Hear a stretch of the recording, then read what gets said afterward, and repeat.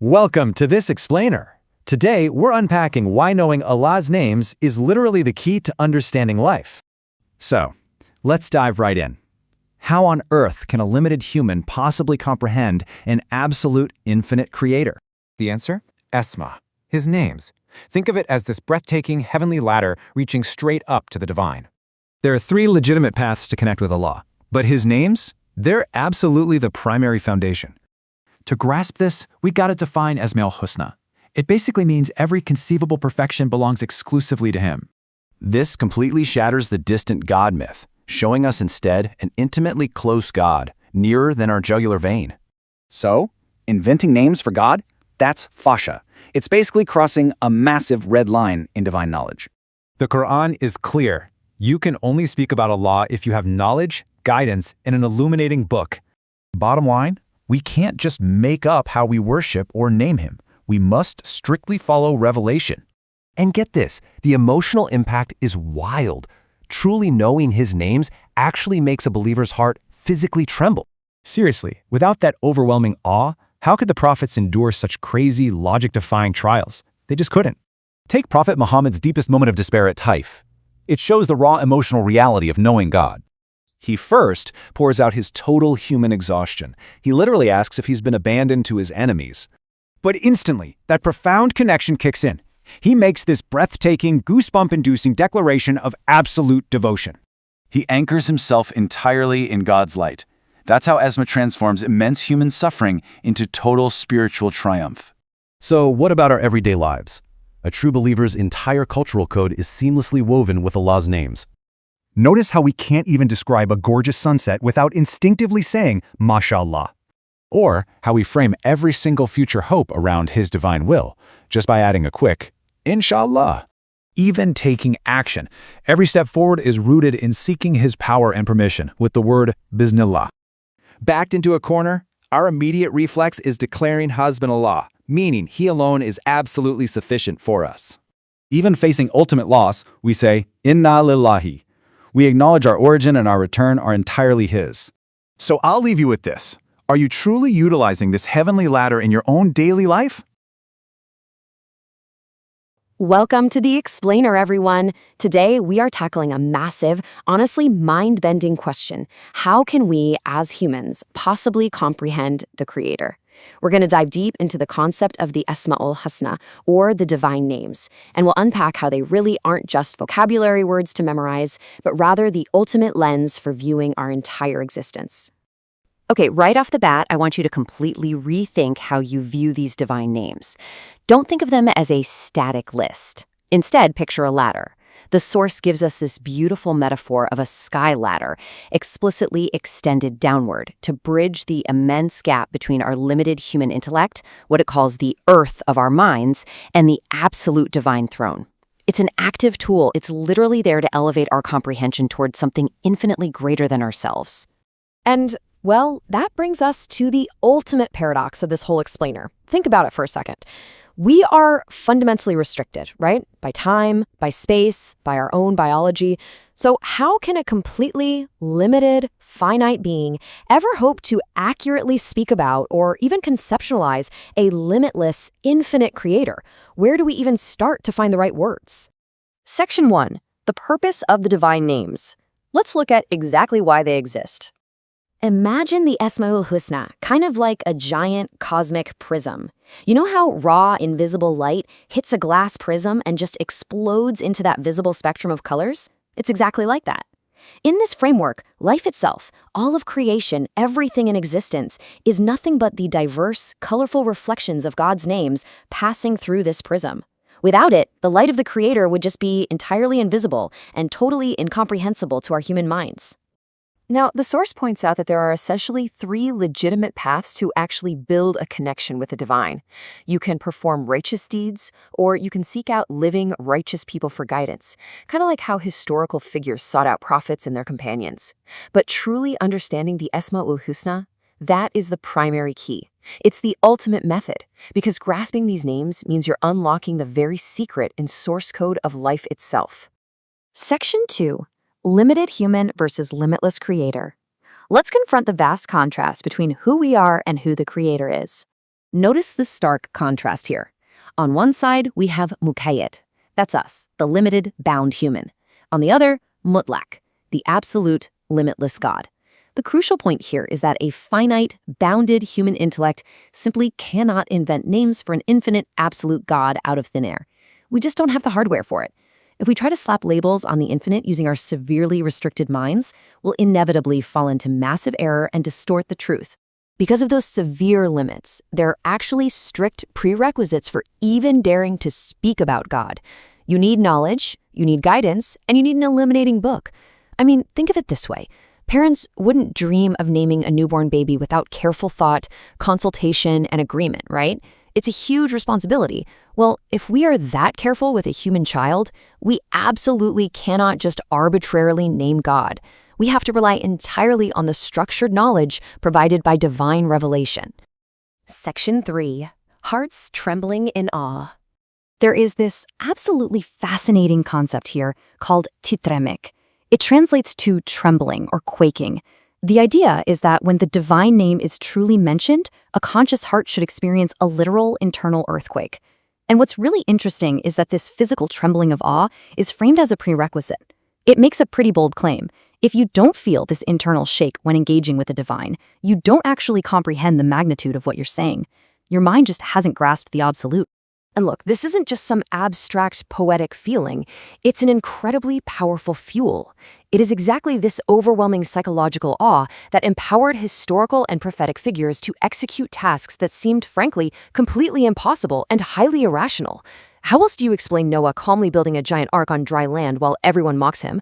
Or Abraham willingly facing the fire? Or Moses, a former prince turned shepherd, stepping right up to challenge the greatest empire of his time? That supreme internal awe simply overrode standard human fear. We can actually see this emotional pendulum perfectly through Prophet Muhammad's own documented vulnerability. During an incredibly difficult moment, his prayer fluctuates wildly in just a matter of seconds. It swings from this very human, despairing plea of, "Who have you left me to? Have you handed me over to my enemies?" right over to an absolute anchoring realization. If you are not angry with me, I don't care about any of this suffering. I seek refuge in your eternal light. It perfectly shows how understanding the divine names anchors the human heart during extreme emotional turbulence. Section 4. The danger of innovation and ignorance. So what happens without that grounding knowledge? Well, we fall into the absolute worst trap, Suzan, or negative assumption. When we don't truly understand the vastness of the Creator, our default human reaction to any hardship is to just blame God. We demand answers for our suffering, and we complain bitterly about what we lack, whether that's health, wealth, or status. And we do all this without ever realizing that our breathing, our minds, our very existence are entirely free gifts that we never paid for. This breakdown directly compares authentic, revelation-anchored remembrance with historical, corrupted rituals, and honestly, the difference is night and day. True remembrance is supposed to actively expand your intellect and sharpen your awareness. It literally helps you view the world clearer through God's light. On the flip side, corrupted practices driven by pure human invention often rely on sensory overload or, historically, even drugs. Think of groups like the medieval Hashishin, who use narcotics to induce a false, numbed-out spiritual high, completely losing the sharp intellectual essence of the message. And this exact ignorance is what breeds idolatry. Get this, even the famous physical idols of ancient Mecca weren't just given random names. They were tragic, twisted spin-offs of God's actual absolute names. Lat was a corruption of Allah, Uzza was twisted from Al-Aziz, the mighty, and Manat was derived from Al-Manan, the giver of all good. By losing that pure knowledge, humanity basically took their own distorted misunderstandings and physically carved them into stone. Section 5. The linguistic DNA of a believer. Let's look at how this grand theology filters down into daily life.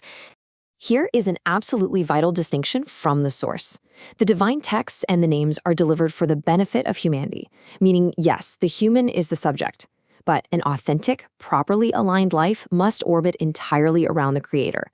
The human is the focus, for sure, but God has to remain the absolute center of gravity for the human's internal and external world. And because God is at the center, a believer literally cannot express the core experiences of life without invoking the divine names. It just becomes their everyday linguistic DNA. You witness something profoundly beautiful, you say mashallah. You hope for a future outcome, you say inshallah. You initiate a task with bismillah, you seek emergency refuge with hasbunallah, and you process absolute grief and loss with inna lillah. This divine vocabulary is completely interwoven into their joy, their desire, their actions, and their tragedies. So I want to leave you with this incredibly powerful thought from today's explainer to chew on. We've seen how the divine names provide the ultimate lens for everything, from feeling profound awe to processing everyday grief. So if you remove that absolute center from a person's worldview, without that sky ladder bridging our finite minds to the infinite, how do we make sense of anything at all? Thanks for joining me on this deep dive today, and keep climbing that ladder of understanding. Okay, so I want you to imagine, just for a second, that you are holding a teacup, like just a standard, incredibly fragile porcelain teacup. Okay, yeah, I'm picturing it. Right, so you can feel the thinness of the rim, the lightness of it.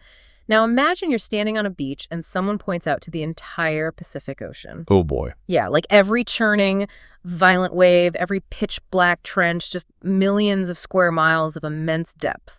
And they tell you, hey, your job is to fit all of that into this cup. I mean, the cup shatters just thinking about it. Exactly. It completely shatters. And yet humans try to fit the infinite creator of the universe into the tiny, fragile teacup of their finite minds, like every single day. We really do. We have this obsession with categorizing things. We do. We want to define things, put a neat little label on them so we can understand them. But what happens when the thing you're trying to understand is, by definition, completely limitless? Right. It's a structural impossibility. Totally. How does a finite, geographically bound, biologically limited human being even begin to comprehend the infinite? So in today's deep dive, we are looking at this absolute masterclass on how we attempt this impossible task. It's such a fascinating source text today. It really is. We're drawing from a deeply philosophical lecture series by Mustafa İslamoğlu. It's essentially an introduction to Islamic theology regarding the Esma-ul Husna, which means the beautiful names of Allah. And it's an incredibly rich place to start. But I do want to be clear right from the outset, just to set the ground rules for you listening. While our source material is firmly rooted in Islamic scripture, quoting the Quran, the Prophet Muhammad, various historical figures, our goal here isn't to endorse a specific theology. Right, we're not preaching here. Exactly. We are putting this text under a psychological and a philosophical microscope. We're looking at it as this intricate map of human nature because it reveals so much about the boundaries of our language. And how we try to build bridges to the great unknown. Right. Yes. And crucially, how we often completely sabotage that very process out of our own ego. That is the real core of this deep dive. We are exploring how the way we name and describe the highest possible concepts actually trickles down to shape our everyday reality. Like, how does your concept of the infinite affect your resilience when you, say, lose your job? Or when you're facing a massive personal crisis. Right. How does a giant theological concept become an active breathing tool for emotional survival? And what's wild to me is that the speaker in our source material actually refuses to just jump into giving us a list of these divine names. Yeah, he takes his time. He spends an enormous amount of time purely building the foundation first. He has this phrase, he says, if the beginning is musk, the end is musk. It's a great metaphor. It is. Yeah. He insists that if we don't understand the psychological architecture of how we reach for the divine, the names themselves are just, well, empty vocabulary words. And if we connect this to the bigger picture, the spatial metaphor he uses to describe this architecture is fundamental. He doesn't describe the names of God as a dictionary. No, he doesn't. He describes them as a ladder. And this ladder is extended from the arsh, which represents the divine throne, like the absolute highest conceptual limit of existence, the realm of the infinite. Okay, the top of the ladder. Right. And it extends all the way down to the ars, which is the literal dirt beneath our feet, the physical earth. It's this striking acknowledgement of the chasm between human biology and divine infinity. Because, I mean, the human mind can't just take a running leap across that void. No, if you try to jump directly into the infinite without a structure, you risk total psychological breakdown. You need rungs. So the intellect has to climb. Okay, let's unpack this because the text outlines three distinct ways, three legitimate means or vessel in the text to make that climb. Right, the three rungs. Yeah, the first rung is the names themselves. Okay. The second is righteous deeds, so, aligning your physical actions with universal moral truths. But the third means is the one that really forced a double take for me. Oh, the living people aspect. Yes. It specifies that we reach the divine through living, righteous people. Not just historical figures, but living ones. That word living carries so much weight here. It's actually a profound sociological safeguard. The text shares this anecdote about Caliph Umar to illustrate this, which is just brilliant. Oh, the drought story. Yeah. So there's this devastating society-threatening drought. Right. People are starving, the land is cracking, and Umar goes out to lead a prayer for rain. Now, from a purely historical or hierarchical perspective, you would assume he would invoke the name of the recently deceased Prophet Muhammad to ask for this miracle. Right. I mean, that would be the ultimate authority figure to call upon, obviously. But he doesn't. He bypasses the historical figure entirely and specifically uses the Prophet's living uncle as the intermediary. Which is such a massive pivot. It is. And Umar explicitly states that he is doing this because the uncle is physically breathing the same dusty air they are, whereas the Prophet is passed on. Okay, so he's forcing the entire society to remain anchored in the present moment. Because think about the human tendency to mythologize the dead. It is so easy to turn a historical figure into an untouchable, flawless statue in your mind. Because the dead don't make mistakes anymore. Exactly. They don't have bad days, they don't challenge our modern biases, and most importantly, they don't talk back to us. We can project absolutely anything we want onto a ghost. But a living person... A living person is complicated. A living person is messy. They really are. I mean, think about the last time someone cut you off in traffic or a coworker got on your nerve. You cannot turn a living, breathing, flawed person into a perfect idol. You have to deal with their humanity. And by forcing the community to seek holiness in the living, this theology prevents people from getting trapped in the nostalgia of a glorified past. You have to find the divine in the messy reality of your current community. It demands active engagement rather than passive worship of history. And this concept of breaking things down into manageable, real-world interactions perfectly mirrors how the first rung of that ladder works, the names themselves. Right, the names act as a translator. Yeah, I kept trying to visualize how these names operate, and I couldn't stop thinking about a glass prism. Imagine you have a beam of pure, blinding white light. Okay. That light represents the infinite, incomprehensible totality of the Creator. If you stare directly into it, it just blinds you. Your retinas can't process it. Because it's too much information at once. Exactly. But if you place a prism in front of that light, it refracts. It breaks that overwhelming unity down into a spectrum of distinct visible colors like red, blue, green. Suddenly your eyes can process it. I love that analogy. The divine names, mercy, justice, power, wisdom, those are the refracted colors. They break the infinite down into digestible, conceptual chunks that our finite teacup of a mind can hold without shattering. The prism makes the invisible interactive. But, and this is a big but, refraction is a delicate process, and the text issues a severe warning about how humans handle these concepts. A really severe warning. Yeah. If these names are the foundational colors of reality, the very tools we use to survive, how do we even begin to speak them out loud? The speaker points out a massive, almost comical hypocrisy in human behavior regarding the sheer audacity of naming things. Oh man, the audacity is so real. Consider the modern process of naming a baby. People lose their minds over it. Oh, completely. You buy thick books, you spend 9 months consulting your partner, you run the initials to make sure they don't spell something embarrassing on a monogram. You're overthinking every possible way a middle school bully could weaponize the syllables. Yes. It's a crisis of precision for a 7-pound human who will exist for maybe 80 years. Yet these exact same people will casually, recklessly throw around descriptions, names, and attributes for the infinite architect of the cosmos without a second thought. It really highlights a deep cognitive dissonance. The argument here is that speaking casually about the infinite proves you haven't actually grasped the scale of what you're talking about. You haven't felt the weight of it. Exactly. And to drive this home, the text references Surah Al-Anfal from the Quran, which details the physiological reaction that must occur when a person truly comprehends the divine. The physical reaction. Yes. It says that when the ultimate truth is mentioned, the hearts of those who truly understand must physically tremble. They must experience an internal earthquake. Wow.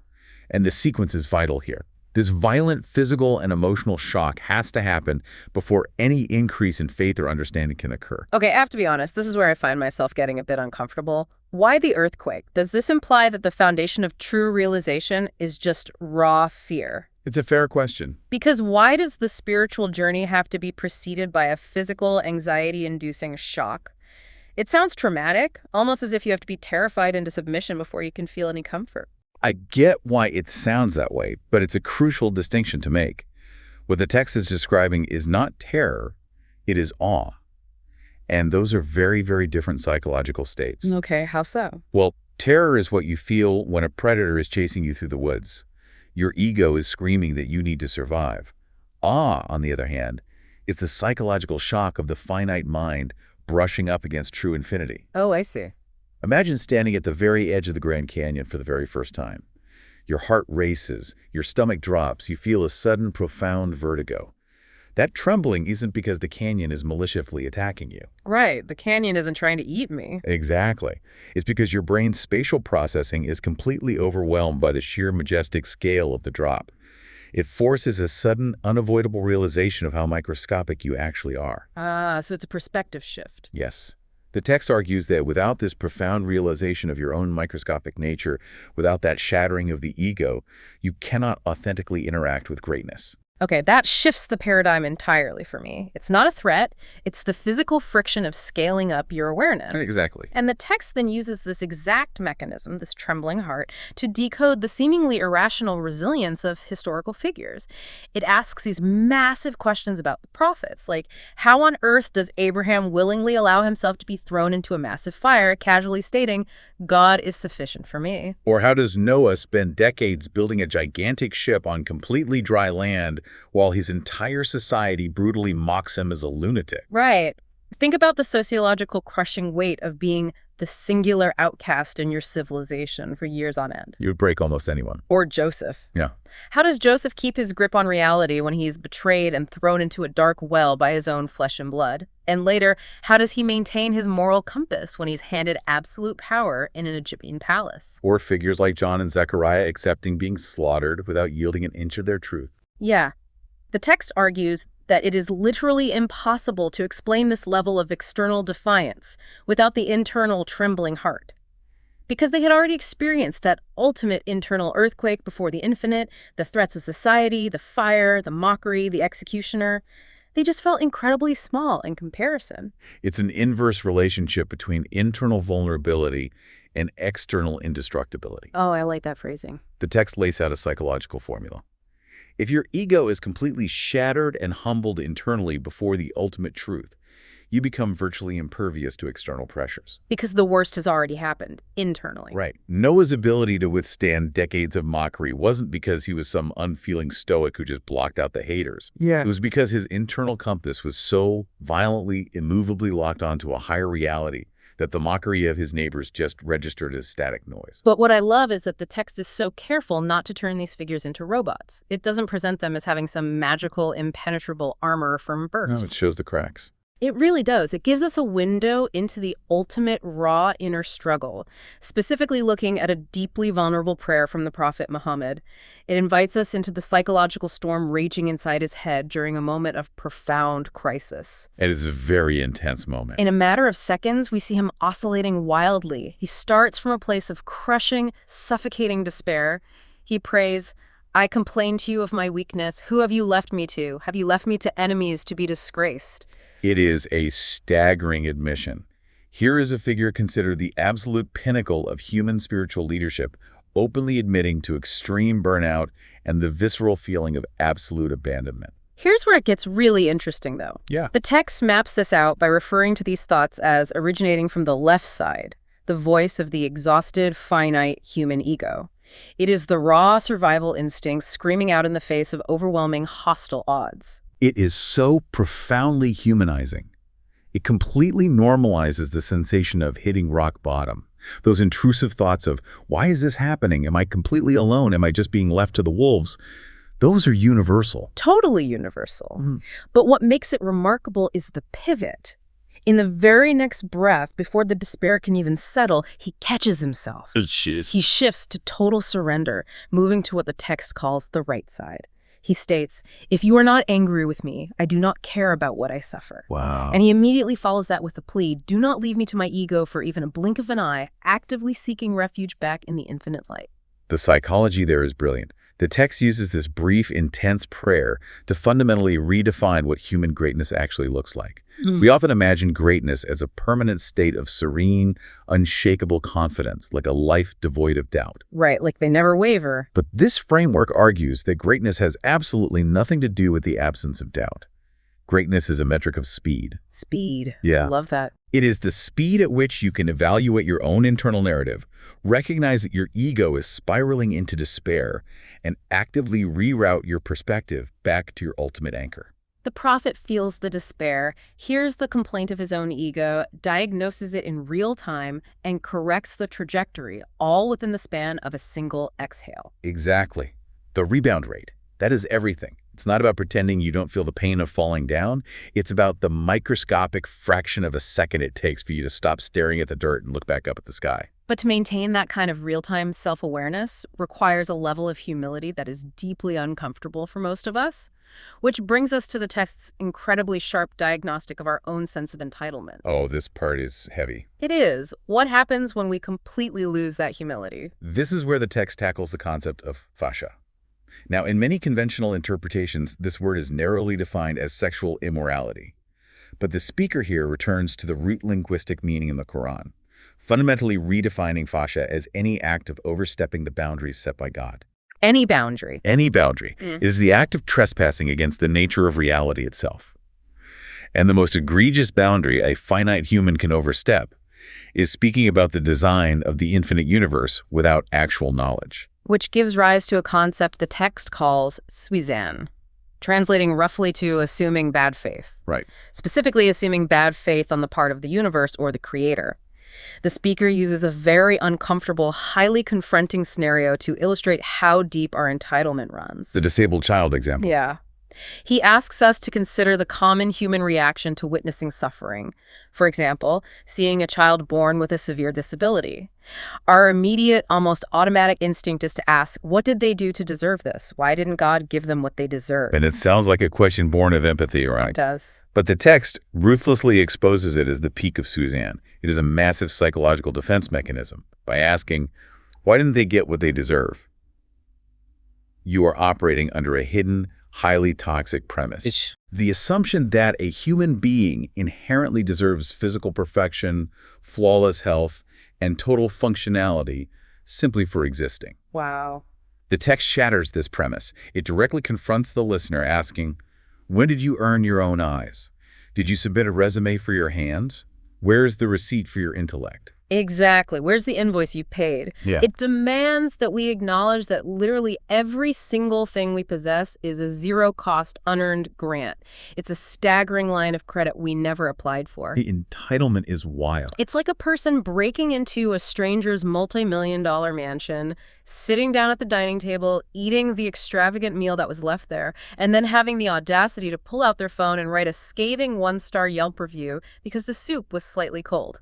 It's the perfect analogy. It highlights the absolute absurdity of demanding consumer rights in a universe where you have zero inherent ownership. This raises an important question about how we operate on these transactional ledgers.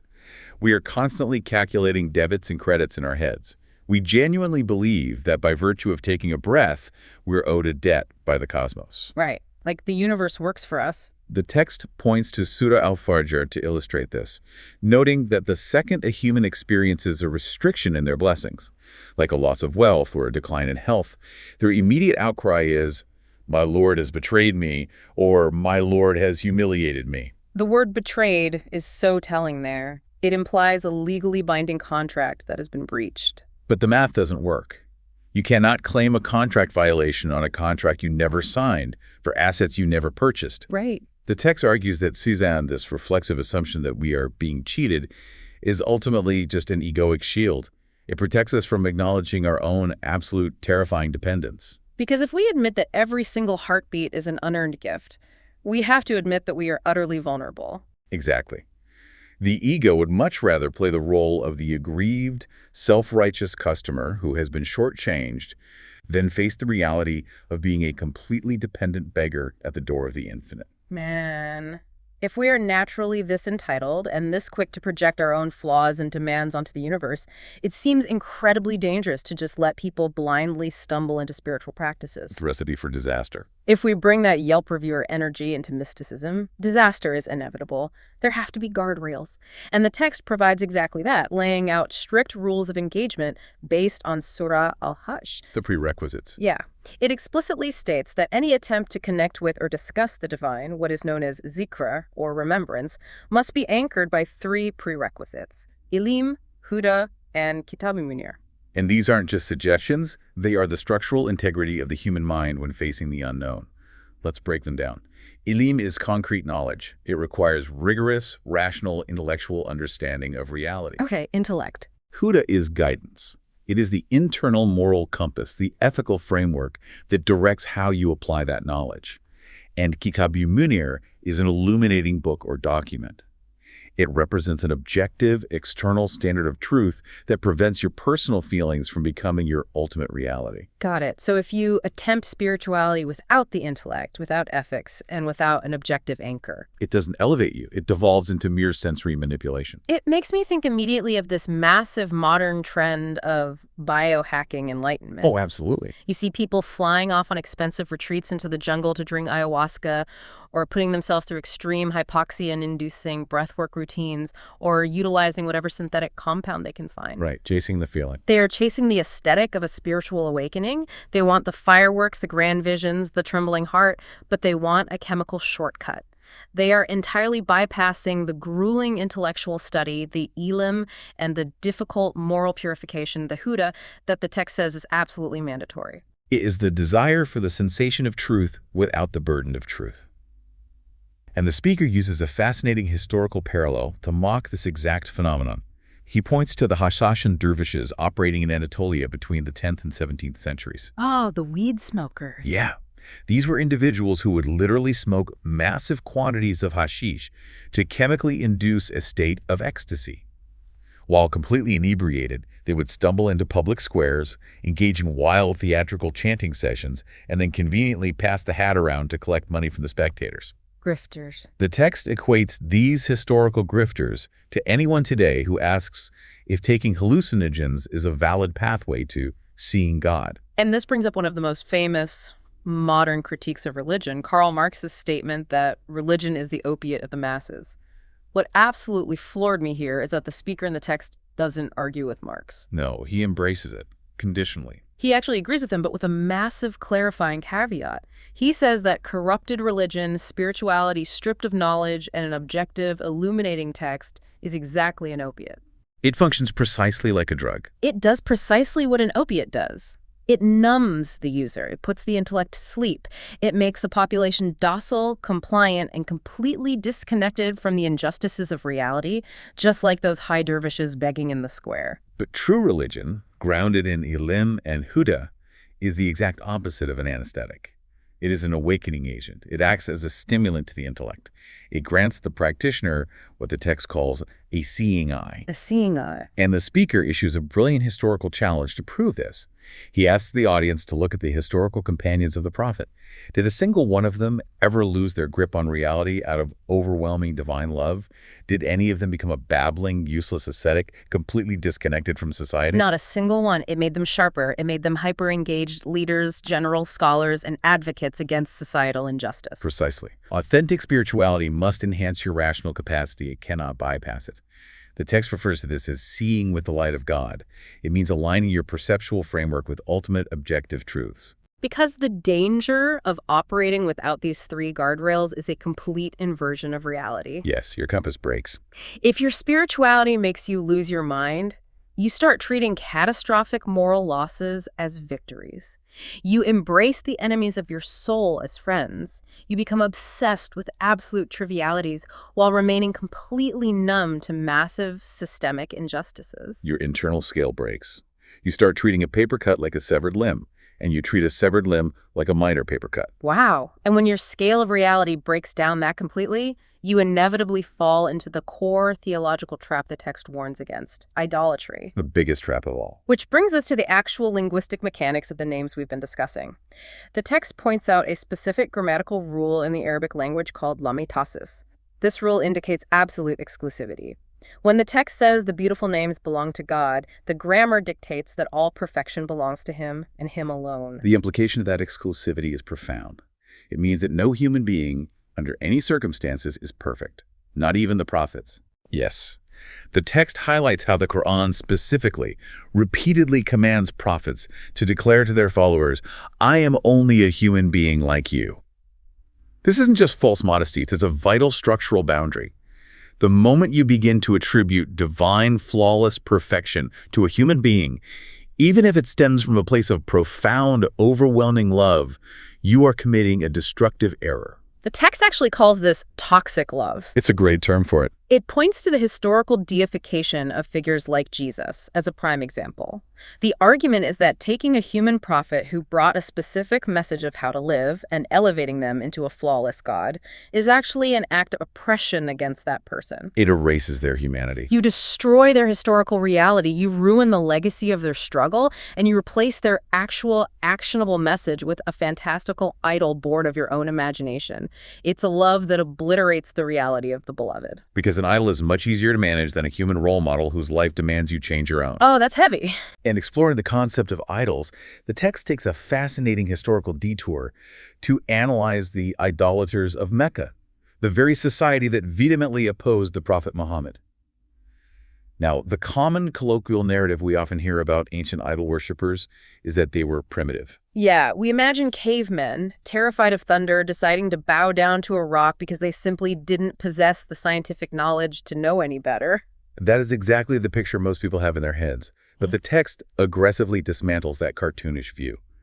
It brings up figures like Abu Jahl, the primary antagonists of the early Muslims. Right. These were not primitive, uneducated people. They were the Silicon Valley CEOs, the apex venture capitalists of the ancient world. They were incredibly sophisticated, wealthy merchants. They ran everything. They controlled and managed the global spice and trade routes, stretching all the way from the tip of Yemen up to the Mediterranean ports. They navigated complex international logistics, negotiated treaties with massive empires, and understood complex economics. They were men of immense strategic brilliance. So this is the paradox that had me pacing the room. If these Meccan merchants were undisputed geopolitical geniuses, how in the world did they fall for the painfully obvious, almost childish logical fallacy of carving a statue out of stone on a Tuesday and then bowing down to it and asking it for rain on a Wednesday? This seems ridiculous, right? How does a brilliant logistics manager bow to his own masonry? It's the ultimate paradox of human behavior, and the text offers a stunning psychological diagnosis. It had absolutely nothing to do with a lack of intelligence or scientific understanding. It was driven entirely by the psychology of the distant God. The distant God. You see, the Meccans weren't atheists. They actually believed in Allah as the ultimate creator, the architect of the universe who sent the rain and created the cosmos. But they deliberately corrupted his names. How so? The text details how they took the masculine names of the creator and feminized them to create their idols. Allah was warped into the idol lot. Al-Azu, Malaziz, meaning the mighty, became the idol Uzza. Ar-Manan became Manat. But why? If they already acknowledged the ultimate creator, what is the psychological benefit of filtering that creator through a carved piece of stone? Because they believed that while God was perfect, he was also entirely too supreme, too pure, and most importantly, too far away to care about their daily lives. Oh, so they felt disconnected. Yes. If the ultimate CEO of the universe is infinitely distant, you don't go to him with your problems.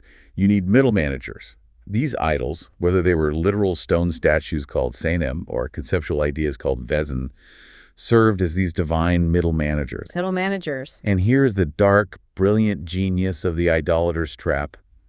You cannot bribe the infinite creator. You cannot negotiate terms with absolute truth. Absolute truth demands that you align your moral behavior with it. But a middle manager, a stone idol you constructed with your own hands. You can absolutely bargain with that. Yes. You can offer it a sacrifice, slaughter an animal, leave some gold, and in exchange demand a profitable caravan journey to Syria. Oh, that is chilling. The idols weren't a symptom of stupidity. They were a deliberate, calculated loophole. A spiritual tax evasion. They were a mechanism designed by brilliant men to evade direct accountability. If I can just deal with the middle manager, if I can just pay the toll at the idol, I don't actually have to change my corrupt business practices. I don't have to stop exploiting the poor. I just pay the spiritual tax to the rock, and I'm absolved. Exactly. Whether it's the toxic love that deifies a human prophet or the carving of stone intermediaries, they are both psychological tools the human ego deploys to distance itself from the piercing, demanding, unfiltered gaze of absolute perfection. Because it's easier. It is infinitely easier on the ego to manage a transaction with a statue than to submit your entire will, your entire life to the infinite. So how do we dismantle this? If human beings are naturally wired to push the ultimate reality as far away as possible so we can build comfortable, bribable middle managers in the space between, what is the antidote? The text has a very clear answer for that. It argues that the cure is teaching the exact opposite spatial concept, absolute proximity. It says we must teach our children from the very moment they can understand language that God is not a distant, unapproachable emperor residing in the clouds. It quotes the famous Quranic verse stating that the Creator is closer to him than his jugular vein.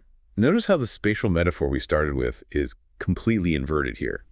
We began this deep dive discussing a ladder stretching from the dirt of the earth up to the distant cosmos of the divine throne. The arse to the arse. Right.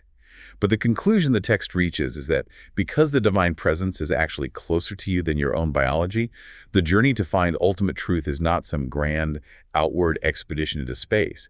It is a profound, demanding inward journey into the self. Into the heart. To drive this home, the text quotes the great Sufi poets Yunus Emre and Sheikh Ghalib, who describe the human heart as a house. The directive is, cleanse the house of the heart, drive out the others, for the king will not visit a ruined house. Drive out the others being the idols, the middle managers, the egoic demands we've set up in our own internal architecture.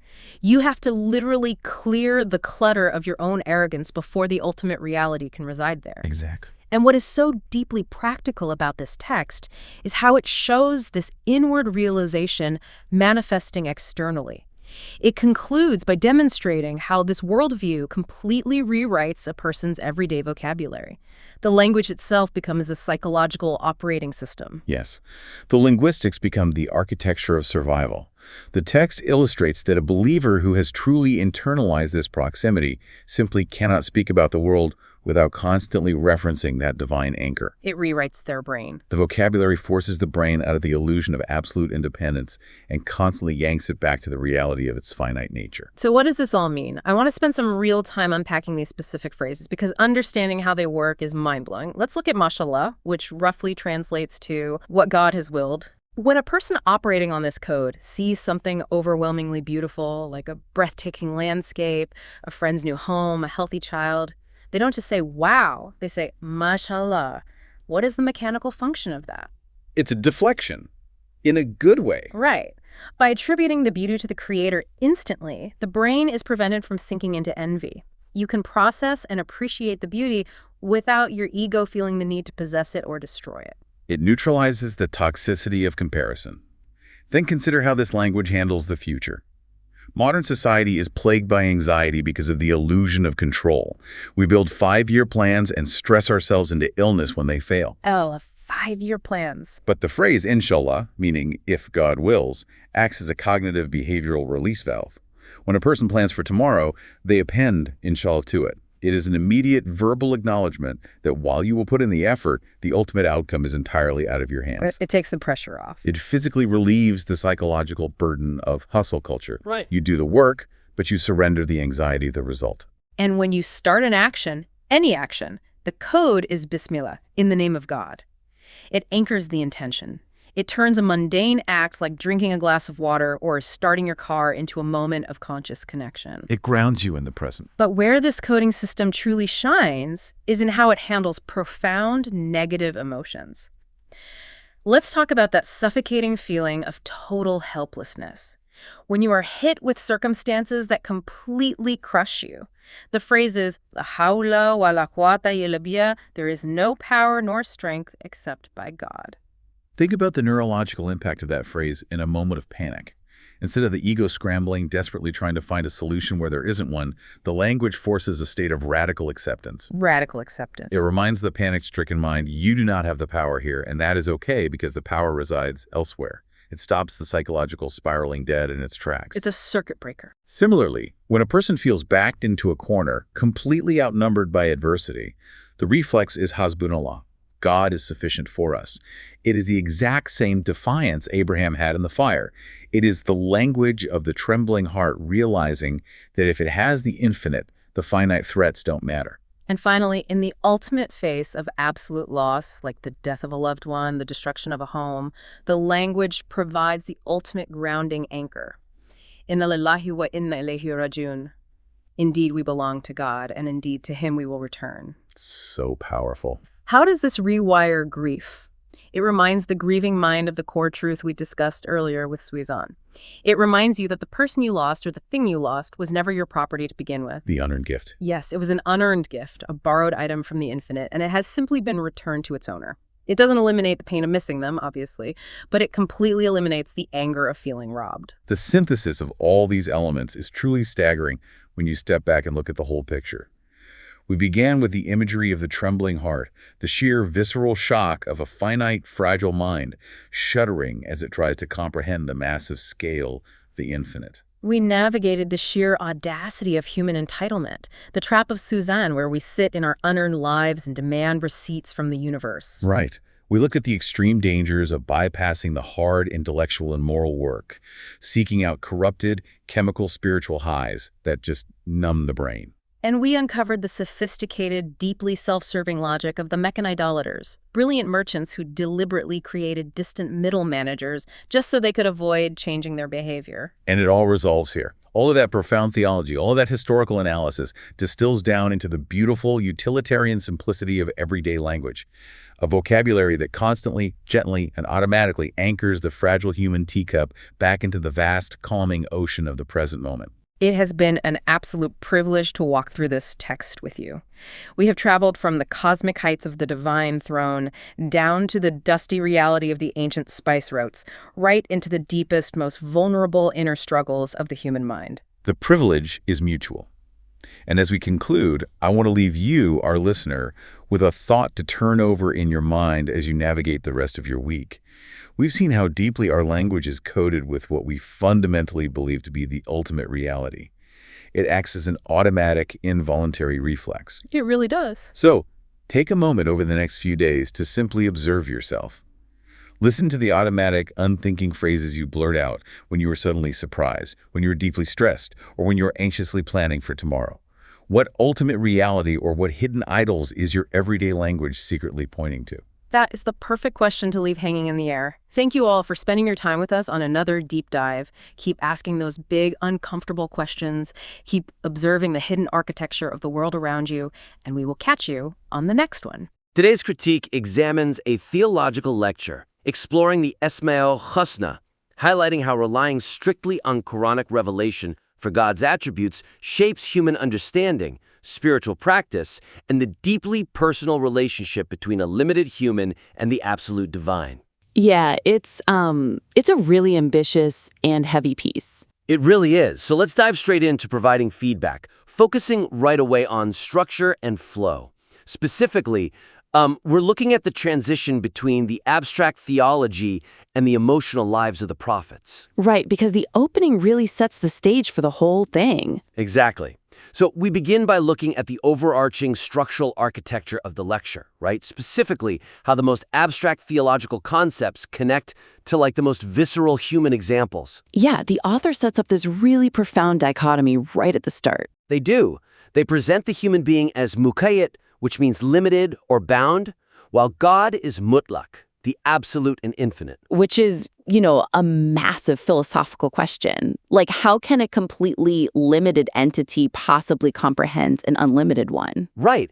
But then, right after setting up that towering philosophical paradox, the narrative it leaps directly into a rapid succession of prophetic trials. Yeah, it moves fast. Like suddenly we're reading about Ibrahim stepping into the fire, Nuh building an ark on dry land, Musa in the Pharaoh's palace, Yusuf in the well. And then it zeroes in on Prophet Muhammad during a really intense internal crisis, right? Yes, where he's literally complaining of his fading strength and asking, "Who have you left me to?" So a key theme running through this material seems to be the boundary between human limitation and divine infinity. However, I wonder if jumping straight from this philosophical concept into the rapid-fire list of the prophet's specific trials feels a bit like stepping off a cliff without a bridge. The emotional weight of the prophet's struggles is profound, but structurally, bridging the gap between the abstract concept of a limited human understanding an absolute God and the visceral, momentary internal crisis of Prophet Muhammad requires a clearer narrative anchor. Yeah, because right now you're asking the audience to do like a massive amount of cognitive heavy lifting.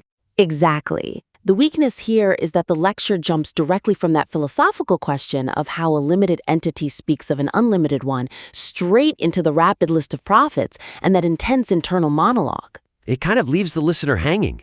It really does. It leaves them without a clear thematic bridge connecting the limits of human comprehension to prophetic emotional turmoil. You present this high-level paradox, follow it immediately with emotional despair, and the philosophical premise is just, well, it's lost. Right, it feels unmoored. It's like cognitive whiplash. Yeah, so my suggestion here is to frame the prophet's struggles explicitly as the direct consequence of that very human limitation clashing with absolute divine awareness. Oh, okay. How would they do that? Well, by using the concept of trembling, what the text beautifully calls titreme, as the structural hinge. Ah, the trembling. Because the text does mention later that a human can't truly say Allah without trembling. Right. That physical and spiritual trembling is the exact manifestation of the limited meeting the unlimited.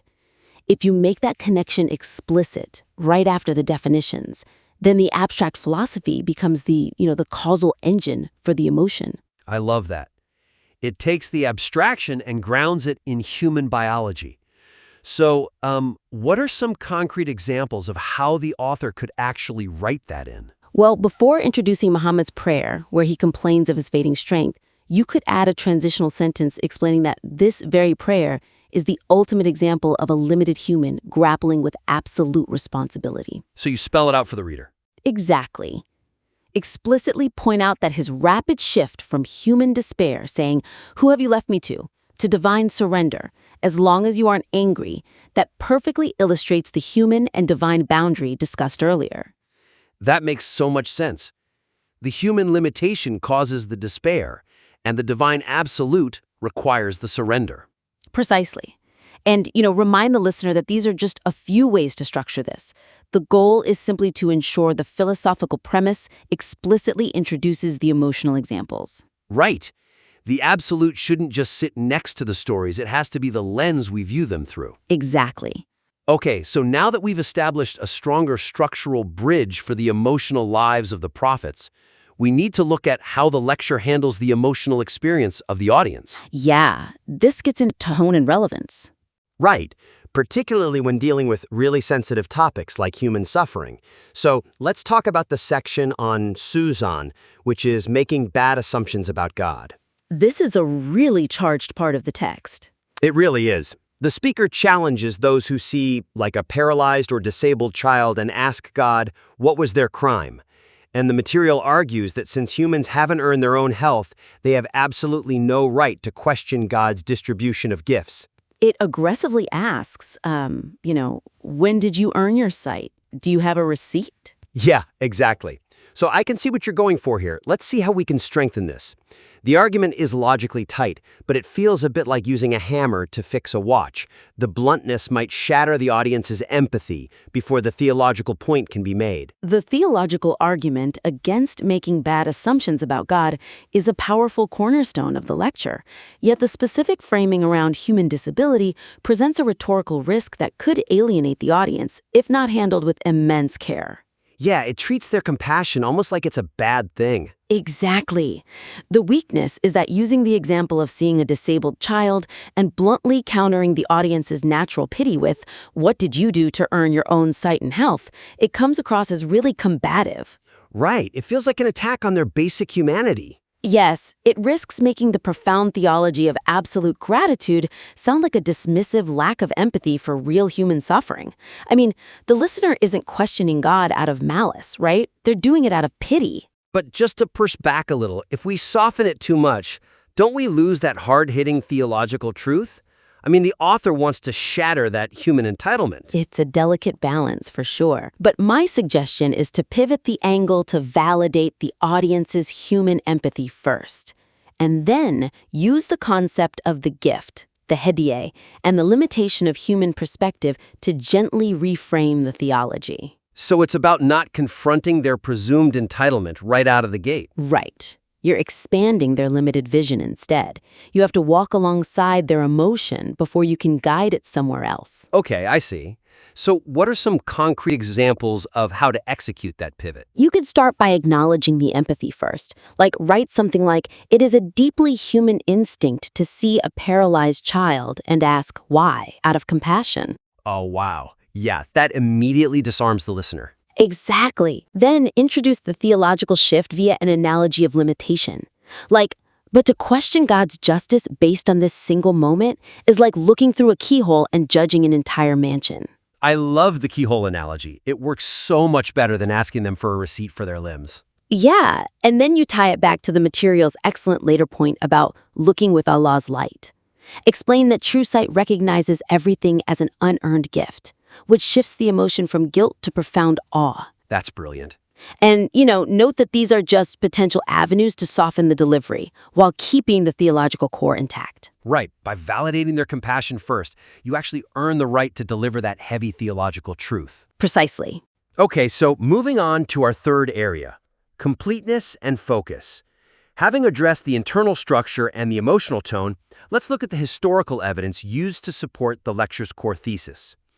The thesis being the absolute necessity of using only Quranic names for God? Yes, and the sheer danger of humans inventing their own attributes for the divine. So the text brings up this fascinating historical detour about the Meccan merchants, like Abu Jahl.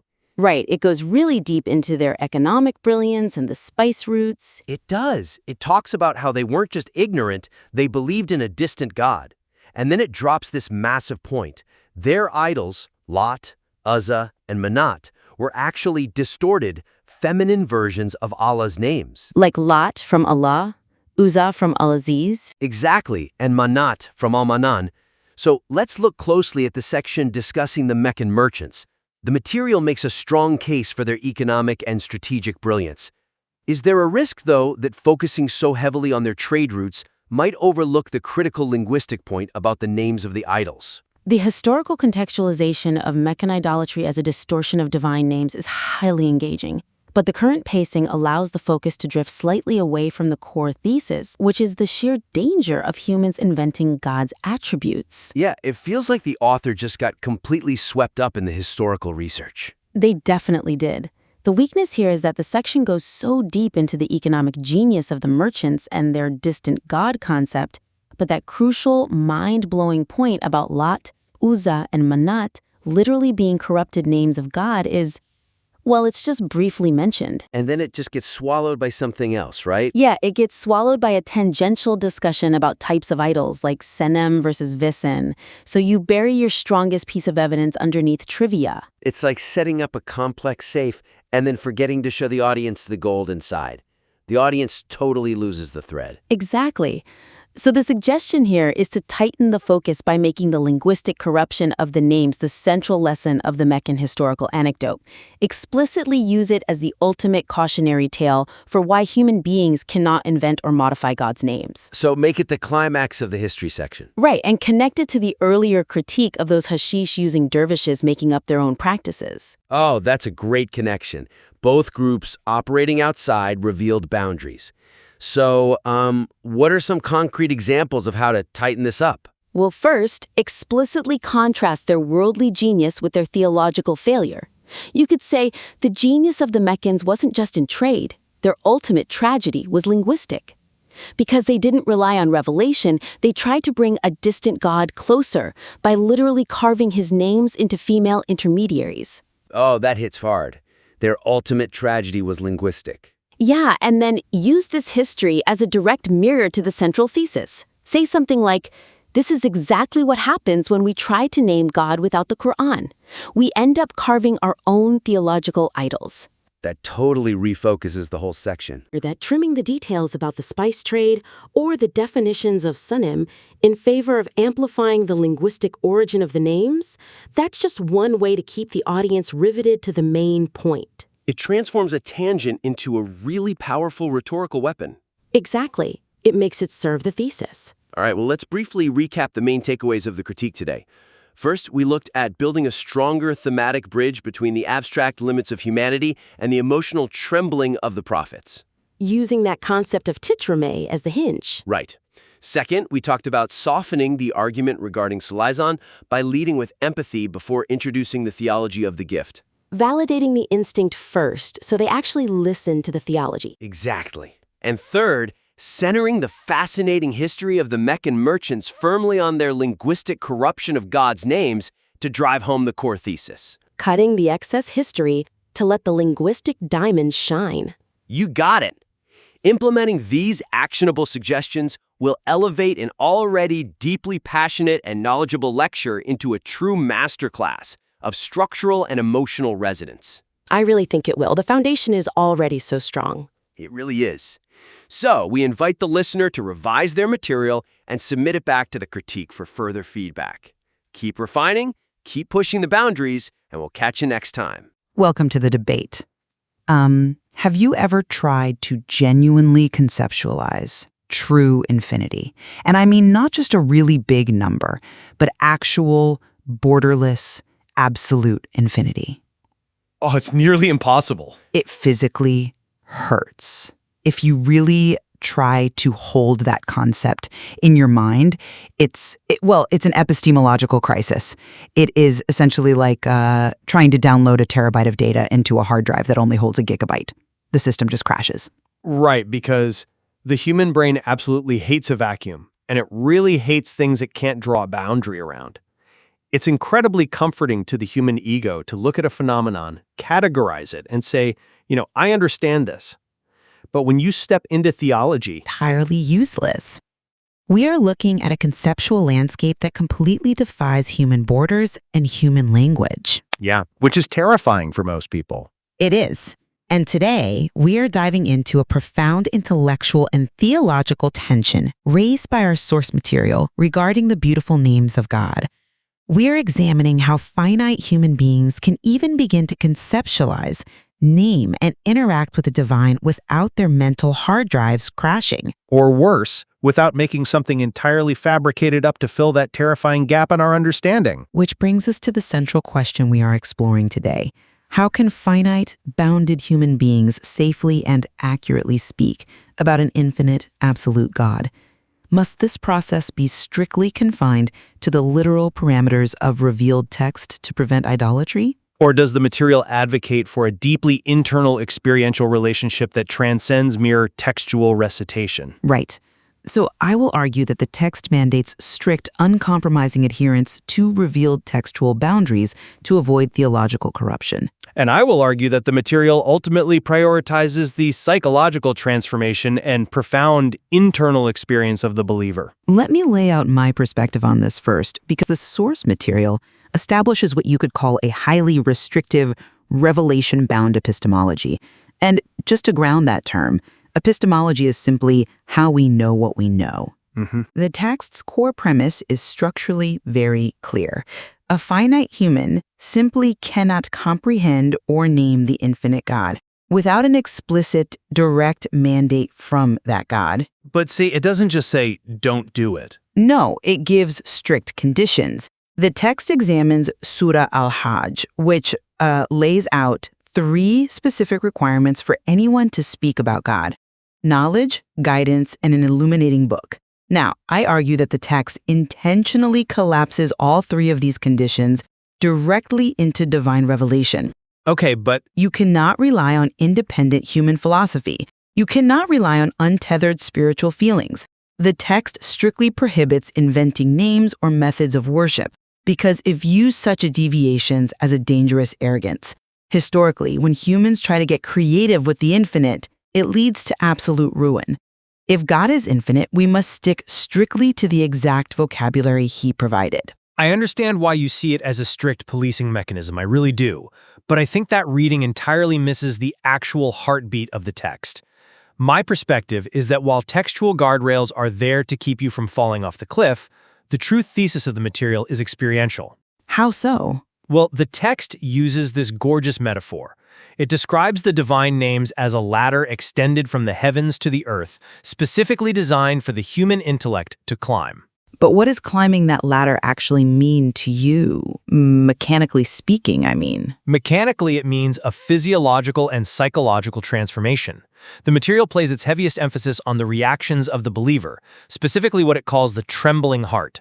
Right. It introduces this profound concept that the human heart itself is the ultimate destination, the literal throne for the divine. If you read the text closely, it uses the divine names as a dynamic lens through which humans must reinterpret all of reality. It's fundamentally about altering human consciousness, not just checking boxes for textual compliance. I hear you. But I'm not convinced by that line of reasoning, because it drastically underestimates the material's structural warnings about human creativity. You're making it sound like a beautiful spiritual adventure. I wouldn't call it just an adventure. Well, you have to remember the text explicitly condemns those who dispute God without knowledge. Think about it this way. Divine revelation is like a highly specific navigational chart for an infinite ocean. Okay. The text gives you the exact coordinates.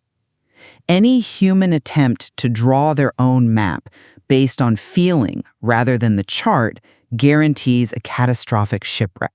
The source material argues that our internal compass is inherently flawed when dealing with the absolute. Let me stop you right there, because I come at it from a completely different way. Your navigational chart metaphor assumes the text is presenting a closed loop of knowledge. Just the map, just the coordinates, don't look anywhere else. But the material explicitly broadens this framework. How? It states that God guides through a vast array of signs, not just a written book. But how does it define those signs? It categorizes them explicitly. There are the signs of the physical universe, the signs of historical events, and most importantly, the signs within the human being itself. Right, but if I look at a sunset or a mountain, or the complexity of my own nervous system, the text argues that my intellect, when functioning correctly, processes those not just as biology or physics, but as legitimate avenues of divine guidance, illuminated by the names. The text never says, turn off your brain and just read the chart. It demands an active human observer. That's an interesting point, though I would frame it differently. Yes, the universe and the self are signs, but how do we interpret them safely without falling into delusion? Let's get into the mechanics of FIST. Because this brings us to the core danger of deviation. Why does the human brain struggle so much with this? Well, it's a massive concept. Exactly. And the text provides severe historical warnings against authorized experiential spiritual practices. Look at the specific example of the Meccan pagans in the material. Right, the idolaters. Yes, but the text makes a crucial distinction here. It explicitly notes that these were not ignorant, primitive people praying to rocks because they didn't know any better. They were wealthy merchants. Brilliant, cosmopolitan, international merchants. They managed vast, complex trade routes, yet they suffered absolute theological ruin. Why? Because the human brain hates the anxiety of the infinite. They took the actual revealed names of God and creatively corrupted them to fit their comfort zone. Yeah, the creation of Lat, Uzza, and Menet. Precisely. They derived the idol Lat from the name Allah, Uzza from Al-Aziz, and Menat from Al-Manan. They literally shrunk the infinite down into a physical mascot they could touch and manage. This is exactly what happens when humans decide to innovate on the names. But wait, why did they innovate? If you look at the text's diagnosis, it wasn't just creative rebellion for the fun of it. They innovated because they abandoned the strict textual boundaries. And it's not just an ancient problem. The text brilliantly invokes the historical example of the Hashashin dervishes in Anatolia. Oh, the narcotics example. Right. These were individuals who wanted exactly what you're advocating for, a profound emotional experience. They prioritized ecstasy over strict adherence to the revealed boundaries. So what was the mechanical result? They wanted a biological hack to reach the infinite. So they started using hashish. They began using narcotics in their rituals to achieve a state of spiritual intoxication. The text fiercely condemns this. It proves that relying on an internal desire for a heightened emotional state over sober revelation leads directly to madness. It literally becomes the opium of the masses. The textual boundaries are there to keep religion from devolving into a drug-induced circus or a pagan marketplace. That's a highly compelling argument. And, the historical dangers are definitely real. But have you considered that the text diagnoses the root cause of both the pagan's idolatry and the dervish's madness as a failure of internal experience rather than just a failure of textual reading? How so? I mean, it seems pretty clear-cut that they abandoned the text. Think about the psychology of the Meccan pagans that the text points out. Their true failure was that they believed in a distant God. If you are an ancient merchant and you feel God is, a billion miles away, your human psychology naturally demands a physical mediator. You need an ambassador you can see. Hence, the idols. So they built statues to bridge the gap? Exactly. The text argues that the ultimate solution to this anxiety is not just stricter textual policing, but fundamentally closing that psychological distance. By adhering strictly to the names he provided. No, by realizing the reality those names point to. That God is, as the text quotes, closer than the jugular vein. The text uses poetry to explain this mechanism.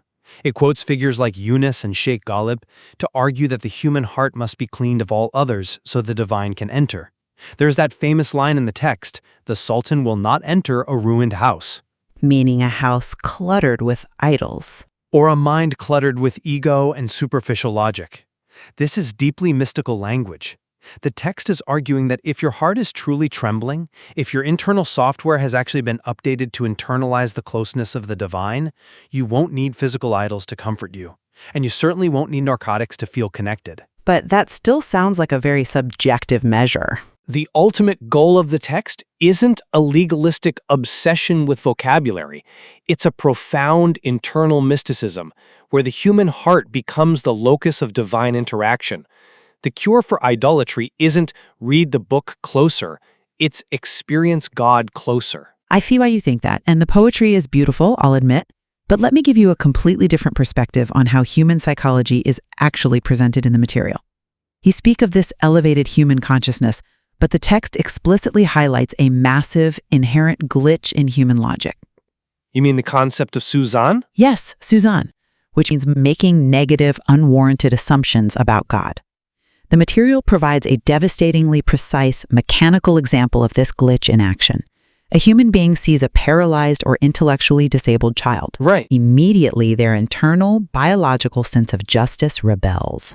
The cognitive dissonance kicks in, and they demand to know, what was this child's crime?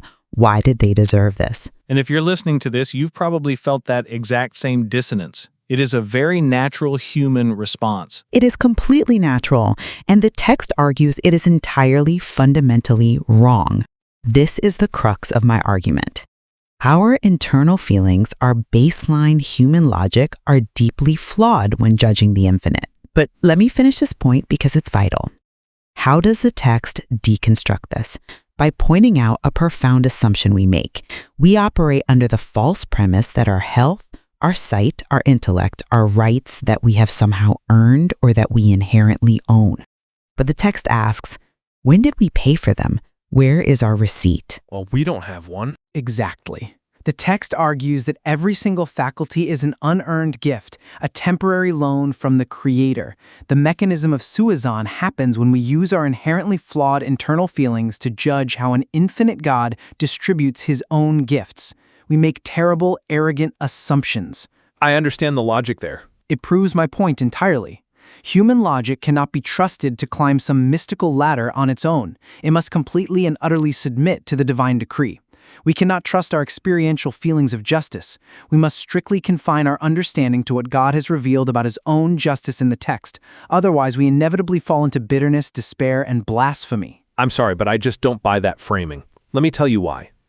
You are presenting the text's response to human suffering as a demand for unthinking submission, a forced intellectual surrender where we just grit our teeth and accept the rules. It's an acknowledgement of reality. But the antidote the text actually offers to Suzanne is, once again, a radical experiential transformation. The text explicitly uses the phrase, looking with God's light. Inexperience doesn't answer the question of the paralyzed child, though. It changes the person asking the question. It is asking the believer to adopt a complete perceptual shift. Let's talk about the mechanics of that. When you look with the divine light, your brain stops processing the world through the crude, binary, evolutionary lens of human gain and loss. You no longer see enemies as mere enemies or physical limitation as pure tragedy. It completely revolutionizes your state of consciousness. But that shift requires submitting to the fact that you don't actually know better than the Creator. It is an acknowledgement of our bounded limitation. I'd argue it is an elevation, not just a limitation. To support this, look at how the text vividly recounts the internal psychological struggles of the prophets themselves. These are the paragons of the text's philosophy. It describes Muhammad experiencing fleeting moments of absolute despair in the city of Taif, literally crying out, "Who have you left me to?" Right, a moment of profound difficulty. That is raw, human psychological agony. But then, the text notes that in the span of a second, his internal state shifts. He seeks refuge in the infinite light of God. Because he anchors himself back to the revelation. He anchors himself to an internal reality. Or consider the text's example of Noah. The material highlights him building a massive ship on completely dry land, while the entire public mocks him. If you're listening to this, think about the social anxiety of being the town crazy person for years. The pressure would be immense. Exactly. Do you honestly think mere textual obedience, just reading a rule on a page, sustains a human mind through years of public humiliation? No. The text argues this requires a trembling heart. It requires an internal psychology that is so deeply connected to the absolute reality of God that the mockery of society literally registers as white noise. That isn't just following rules. It is a profound mystical courage, born of a completely transformed internal state. That's a powerful image, but let's look at what Noah was actually doing. Noah was building the ship exactly according to the dimensions and instructions he was given by revelation. Sure, but he wasn't improvising the shape of the hull based on his trembling heart. His trembling heart gave him the endurance to stick to the revealed blueprint despite the mockery. The text emphasizes that the intellect, when confronted with the infinite, must know its limits. I agree it must know its limits. It must confess its smallness. That confession of limitation is the exact mechanism that opens the door to truly understanding God's greatness. If we believe our internal experience gives us the license to freely interpret the divine, we risk creating a God in our own image, which is the very definition of idolatry. But the text itself goes so far as to say that God becomes the seeing eye, the hearing ear, the walking foot of the believer. That is not a blueprint. That is a complete merging of the human experience with divine purpose. It is an active, dynamic state of being where the names of God aren't just coordinates on a map. They become the actual mechanics of how you process reality. If you strip away the psychological transformation, you are left with a sterile, legalistic framework. I think we've mapped out the boundaries of our disagreement pretty clearly here. To summarize my position in light of our discussion, the source material fundamentally recognizes that human psychology is bounded, fragile, and historically prone to catastrophic error. We have the capacity to turn profound reverence into grotesque idolatry, as we saw with the Meccan pagans, or to turn a desire for spiritual connection into narcotic-induced madness, as seen with the Hashashin. Because of this inherent vulnerability, the text establishes that we must strictly confine our conceptualization of the divine to the exact parameters he has revealed. And to summarize my perspective, while I acknowledge the text sets essential boundaries to prevent deviance, the true heartbeat of the material is not restriction, it is elevation. The text argues that the names of God are specifically designed tools meant to completely alter how the human brain perceives existence. They are meant to cure our psychological ailments, like Swarzan, and transform the human heart. Despite our different emphases on the mechanics of this, I think there is a really profound point of convergence we both agree on regarding the material. Which is? The text argues that a properly constructed human life inherently places the divine at the absolute center of human consciousness. Oh, absolutely. The material makes this beautifully clear when it points out that for a true believer, their very vocabulary, their everyday grammar, is fundamentally altered. Right. The text notes that you cannot express sudden joy or admiration without saying mashallah. You cannot express hope for the future without saying inshallah. Right, or face a daunting task without invoking Bismillah. Exactly. Or process overwhelming grief and death without declaring inna lillah, meaning we belong to God and to Him we return. The believer's everyday linguistic framework becomes entirely saturated with the divine. It proves that the names of God aren't just abstract theological concepts debated in a vacuum by scholars. They are the very grammar of the believer's emotional and psychological life. We will leave it to you, the listener, to form your own conclusion on the core tension here. Is humanity's reach toward the infinite best protected by a strict, uncompromising adherence to revealed boundaries? Or is it best realized through cultivating a profound, transformative internal vision? The source material offers deep, fascinating layers to explore regarding the intersection of divine attributes and human psychology. It certainly does. Whenever you are trying to parse the nature of the absolute, there is always another layer to uncover. So, think back to our metaphor. When you are standing on the edge of that infinite ocean, holding the navigational chart of the text, you have to decide, does the chart exist merely to keep you safely tethered to the dock so you don't drown? Or is it the very thing that empowers you to bravely set sail into the profound depths of the divine? Thank you for joining us. Imagine trying to explain the entire internet to a medieval blacksmith using only the vocabulary of an anvil, a hammer, and a forge. Right, that would be impossible. Exactly. I mean, your words would just instantly break under the sheer weight and, the complexity of the concept. Yeah, the tools of language you have are completely inadequate for the reality you're trying to describe. And that is the exact problem theologians face when trying to name the infinite. Like, how do you compress a limitless reality into a finite human word? It's a huge paradox. It really is. Well, welcome to the Deep Dive. Today we're looking at transcripts from a really fascinating theological lecture by Mustafa İslamoğlu, and it focuses on the Esma-ul Husna, the beautiful names of God in Islamic tradition. Which is such a rich topic. So our mission for this deep dive is to explore how human beings actually attempt to comprehend the infinite through language, the visceral psychological impact of profound awe, and how the daily vocabulary you use physically shapes your reality. And before we get deep into the mechanics of all this, it's crucial to just establish our baseline here. Right. Our goal today isn't to take sides, endorse a specific theology, or promote a religious worldview. We're really just here to unpack the rich intellectual, historical, and psychological frameworks presented in the source material. Exactly. The aim is for you to understand these concepts, the mechanisms behind them, and how they've profoundly shaped human thought and resilience. Okay, let's unpack this. The fundamental problem presented right at the start of the material is, well, it's the ultimate paradox of scale. Yeah. You have a human being who is strictly confined by time, by physical space, by biology. And this restricted being is attempting to talk about a God who is entirely unconfined, absolute, and infinite. Right. How do you even begin to bridge a gap that large without the human mind simply shutting down? Well, you need a structure. The intellect requires something to grasp, otherwise it just slips into the abstract and, gets completely lost. Okay. So the lecture introduces this really powerful metaphor for the Esma, these beautiful names. It conceptualizes them as a ladder. Like a physical ladder. Like a ladder extended from the metaphysical realm down to the physical earth. So each name, whether it relates to mercy, power, or knowledge, it acts as a rung on that ladder. Oh, I see.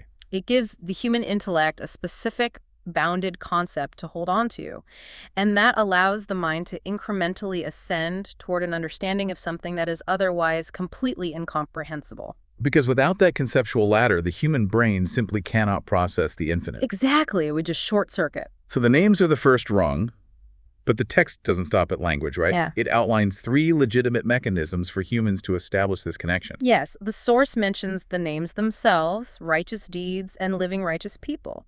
And that last one really stands out. Like, why living people? Well, the material provides a very grounded historical precedent to explain this. There was a severe drought, and Caliph Umar, who was a major early Islamic leader, he was leading a prayer for rain. Okay. And instead of just making a general plea to the sky, historical accounts show he explicitly prayed using the Prophet Muhammad's living uncle as a means of connection. Wait, his living uncle. Why not just ask the divine directly? Because of human psychology, honestly.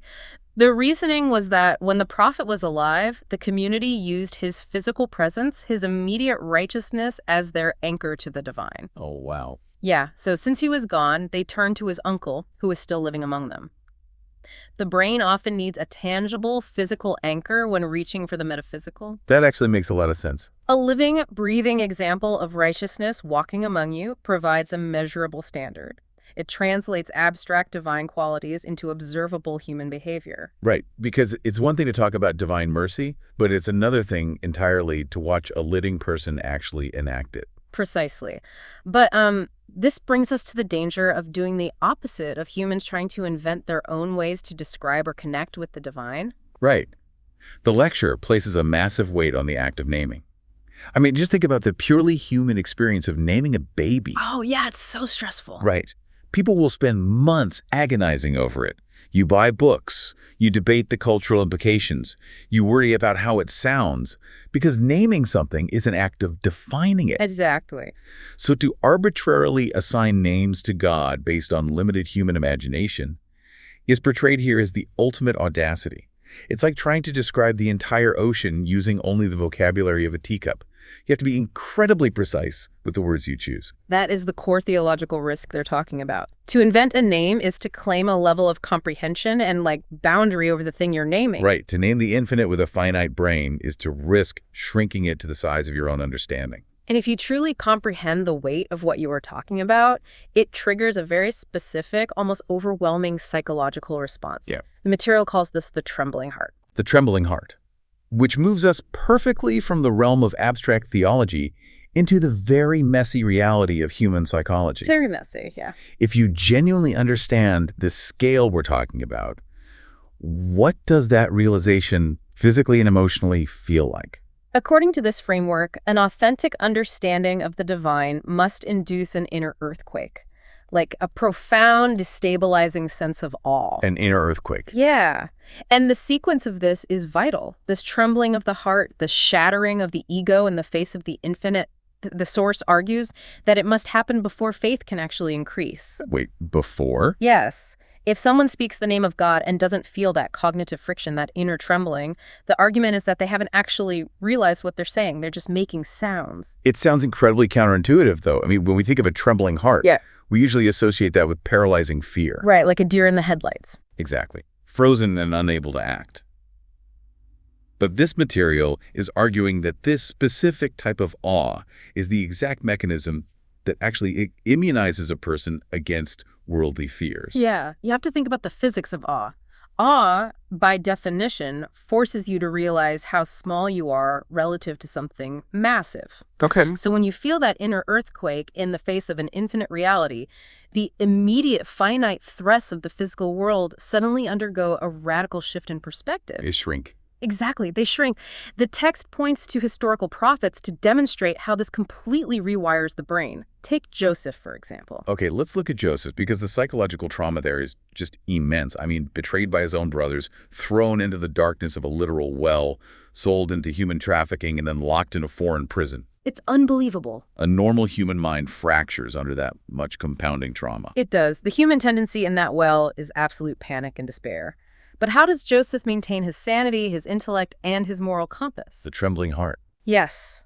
The trembling heart acts as a psychological tether, because his primary emotional baseline is an overwhelming awe of the infinite. His fear of the well, or the prison, or the slavery, it's all eclipsed. Wow. His psychological center of gravity is anchored outside of his immediate physical suffering. It recontextualizes the trauma. That's fascinating. And the source uses other examples too, right? Yeah, the same mechanism applies to Noah building an ark on dry land, despite the absolute social suicide of public mockery. Or Moses operating inside the palace of the very Pharaoh who was slaughtering his people. It's a complete immunity to the opinions and threats of the finite world, because the internal bandwidth is entirely occupied by the infinite. Right. But the material also highlights that this isn't some peaceful Zen-like state. It shows the Prophet Muhammad experiencing a deeply turbulent internal struggle. It does, and it uses a specific moment of intense vulnerability to illustrate the concept of the nafs. The nafs, what is that? It's basically the biological, survival-driven human ego. So the lecture describes a prayer where he is swinging wildly between human despair and spiritual submission in a matter of seconds. Just back and forth. Yeah. First, the nafs cries out under the weight of exhaustion, asking, "Who have you left me to? Have you abandoned me to my enemies?" It's a very raw human moment of feeling completely overwhelmed. But then the shift happens. Instantly. He evaluates his own internal state, the spiritual intellect takes over, and he says, "If you are not angry with me, I don't care what I suffer." Oh, wow. It's an active, high-stakes psychological warfare between the biological imperative to survive comfortably and the spiritual imperative to remain connected to the infinite. And the tension between those two is what generates true intellectual and emotional strength. But what happens when that mechanism breaks down? I mean, if this specific type of awe is so foundational to resilience, what happens to a person's psychology when life goes terribly wrong, like a sudden illness or a tragedy, and they lose that connection? This introduces a concept the lecture calls Suzanne. Suzanne. Which translates roughly to making bad or negative assumptions, particularly about God. When the intellect fails to grasp the infinite perspective, it defaults to a very transactional, human assumption of how the universe should work. And the material navigates this by bringing up a highly sensitive scenario. The source argues against people questioning why a child might be born with a severe physical disability. Right. The immediate human reaction is often to ask, what did they do to deserve this? Why was health withheld? And the lecture points out a fundamental flaw in the underlying logic of that question. It argues that questioning the universe in this way operates on the assumption that physical health, intellect, and capacity are owed rights. Like we're entitled to them. Exactly. It assumes there's a cosmic ledger where we somehow paid for our limbs or our eyesight before we were born, and therefore a perfect body is a debt that must be paid to us. Here's where it gets really interesting. So Suzanne is essentially like someone handing you the keys to a free sports car, and instead of saying thank you, you complain that it's the wrong color. That's a great way to put it. It's like we view existence as a bank account where we've made a massive deposit, and we're just drawing down the funds. But the material flips that entirely. It does. It argues that human existence isn't a prepaid account. It's a pure, unearned line of credit. You start at a zero balance. Every heartbeat, every capacity is a gift you didn't earn. That is the cognitive shift. From that perspective, the source says you cannot logically accuse the universe of injustice for withholding a portion of a gift you never earned in the first place. You can only perceive the magnitude of what was actually given. So, Suzanne, the bad assumption is an intellectual failure born out of a profound sense of entitlement. Exactly. It distorts the perception of reality like a warped lens, bending the light so you only see what you lack rather than the scale of what actually exists. That's heavy. And to prevent this kind of chaotic, assumption-based theology, the material outlines 3 strict prerequisites for engaging in any debate about the divine. Sure. Knowledge, guidance, and an illuminating book, meaning revelation. And without those 3 anchors, the human tendency is to try and bypass the hard intellectual work, right? If people can't naturally achieve that trembling heart through understanding and knowledge, they try to artificially manufacture the feeling. We see this historically and in the modern day. The material points to the Hasheshin order in Anatolia, operating between the 10th and 17th centuries. Okay, what did they do? Well, these were groups who held public chanting circles. But before the rituals, they would consume hashish to artificially induce a state of spiritual ecstasy. Oh, wow. Yeah, they bypass the intellect entirely to get straight to a neurochemical high. And the artificial rituals are like trying to hotwire the car instead of using the key. Exactly. And the lecturer doesn't just leave it in the 17th century either. Right, he brings it to today. Yeah, he points out modern equivalents, like people claiming that smoking weed is a spiritual tool that brings them closer to God, or taking rituals of remembrance and turning them into entertainment. Bringing out clarinets and tambourines to manufacture an emotional peak. But the critical distinction the lecture draws here is between the friction of genuine faith and the numbness of artificial religion. Yes. True connection, the text argues, actively increases the intellect. It provides a hyper-awareness, a clarity the lecture calls looking with God's light. So it actually sharpens the mind so you can accurately evaluate what is truly a profit and what is truly a loss in your life. While the artificial methods do the exact opposite. They act as an opiate. Precisely. Artificial religion removes the cognitive friction that is necessary for growth, and it just puts the intellect to sleep.